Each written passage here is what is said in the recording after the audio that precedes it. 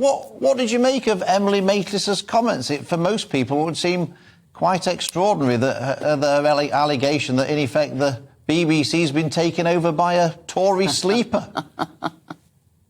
Well, Emily Maitlis has form in this area. She has, as Esther said earlier, been hauled over the coals by the BBC for previous tweets, for retweets, not just the ones you mentioned. There have been others. She notoriously retweeted a Rory Stewart tweet, which she then had to withdraw and apologise for.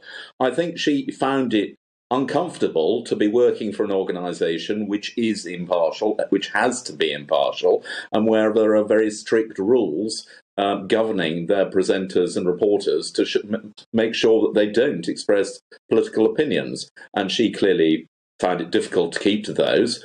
But I think it was wrong of her to attack the BBC for enforcing their own impartiality rules.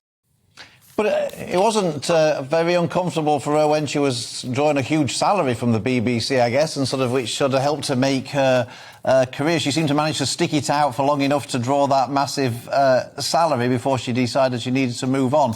But she was saying that, there was a false equivalence in things like the Brexit referendum, where the BBC having to show a pro-Brexit economist alongside an anti-Brexit economist, and she thought that that was disgraceful and showed a false equivalence. What did you make of those comments?